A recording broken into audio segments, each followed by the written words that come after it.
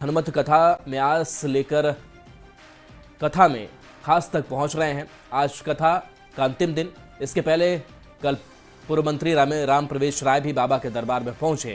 बिहार से हिंदू राष्ट्र की पंडित धीरेन्द्र शास्त्री की हुंकार पर राम प्रवेश राय ने कहा कि बिहार परिवर्तन की धरती रही है और हिंदू राष्ट्र का सपना भी बिहार से ही पूरा होगा।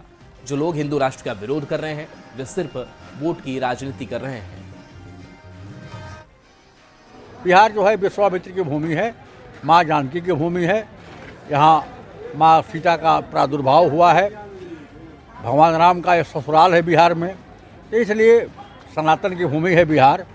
और बाबा ने ठीक ही सोच के कहा है, आज तक जब भी कोई परिवर्तन हुआ है तो उसकी आवाज़ बिहार से उठी है और इस बार भी हिंदू राष्ट्र की दिशा में बिहार अगुवाई करेगा, पहल करेगा और बिहार की उसमें बहुत बड़ी भागीदारी होगी। लेकिन विरोधी तो काफ़ी इस पर आलोचना कर रहे हैं। विरोधी लोगों को कहने दीजिए, वो सब सनातन विरोधी नास्तिक लोग हैं, वे क्या कहेंगे, वो तो वोट की राजनीति की ओर करते हैं।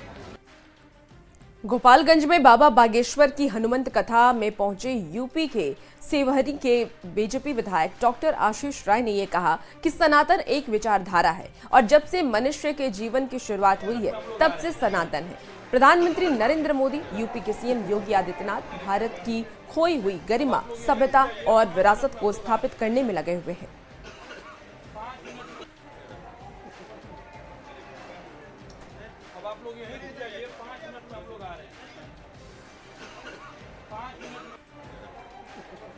हमारी खोई हुई गरिमा है। आज उस खोई हुई गरिमा को हमारे देश के यशस्वी प्रधानमंत्री जी, उत्तर प्रदेश के मुख्यमंत्री परम पूज्य योगी आदित्यनाथ जी महाराज उस खोई हुई सभ्यता को, खोई हुई विरासत को स्थापित करने के लिए वो लगे हुए हैं और निश्चित रूप से हमारी सरकार इस विरासत को स्थापित करके रहेगी। बागेश्वर धाम वाले बाबा पंडित धीरेन्द्र शास्त्री के गोपालगंज में हनुमत कथा का आज आखिरी दिन है। अंतिम दिन की हनुमत कथा दोपहर 12 बजे से शुरू होगी। हनुमत कथा को सुनने के लिए पहुंचे लोगों ने पूरी रात रामनगर मठ में गुजारी।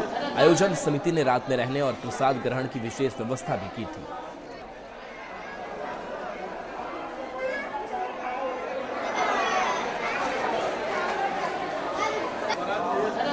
बागेश्वर धाम वाले बाबा पंडित धीरेन्द्र कृष्ण शास्त्री के हनुमत कथा को लेकर इस वक्त बिहार के अलावा यूपी और नेपाल से भी बड़ी संख्या में श्रद्धालु पहुंचे हुए हैं। ये रात की तस्वीर है और रामनगर मठ की तस्वीर है, जहां पर प्रसाद ग्रहण करने के लिए हजारों की संख्या में इस वक्त जो श्रद्धालु हैं वो पहुंचे हुए हैं और इस वक्त यहाँ रात में प्रसाद ग्रहण करेंगे और सुबह में होने वाली कथा का रसपान करेंगे। इसके बाद यहाँ से सभी लोग कल शाम में यानी कि 10 मार्च को शाम में कथा का समापन होगा तो सभी लोग यहाँ से निकलेंगे। लेकिन इस वक्त की जो तस्वीर है वो देखने लायक है, क्योंकि यहाँ पर हजारों की संख्या में जो श्रद्धालु हैं वो रात में रुके हुए हैं और यहाँ पर सभी लोग प्रसाद ग्रहण करने के लिए पहुँचे हुए। कुछ लोग भी हैं श्रद्धालु, इनसे ही बात करते हैं। अच्छा, आप लोग आज का कथा सुने? हनुमान कथा आप लोग हनुमान कथा सुनने देगा पब्लिक तब ना सुनेंगे। बहुत भीड़ थी।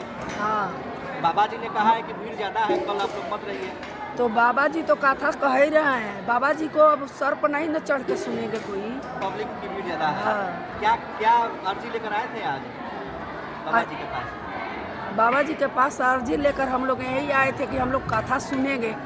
अब बच्चों ने है तो करकट तोड़ दे रहे हैं, बाबा का फोटो फाड़ दे रहे हैं। ये बताइए धर्म है? क्या नाम है आपका? सुमित्रा देवी। आपने कथा सुनी आज? हाँ। क्या लेकर आए थे आज? अर्जी ये लेकर के जो कथा सुनेगी। कथा सुने के बाद तमाम जो लोग हैं वो रात में महाप्रसाद का ग्रहण कर रहे हैं और कल सभी श्रद्धालु जो हैं वो कथा सुनेंगे, इसके बाद यहाँ से लौटेंगे। लेकिन जिस तरह से यहाँ पर लोगों की भीड़ है और जिस तरह की आस्था है वो देखते हुए बन रही है, क्योंकि यहाँ पर लाखों की संख्या में हनुमत कथा में भक्तों की भीड़ जुट रही है। हालांकि आज मंच से भी पंडित धीरेन्द्र कृष्ण शास्त्री ने ये अपील की है लोगों से कि कल जो होने वाली हनुमंत कथा है वो दोपहर के 12 बजे से होगी और इस कथा में लोग जो है कम से कम पहुँचे, क्योंकि यहाँ पर जो जगह है, जो व्यवस्थाएं हैं वो श्रद्धालुओं की भीड़ के आगे काफ़ी कम पड़ जा रही है। गोविंद कुमार, न्यूज़ 18, गोपालगंज। भागलपुर में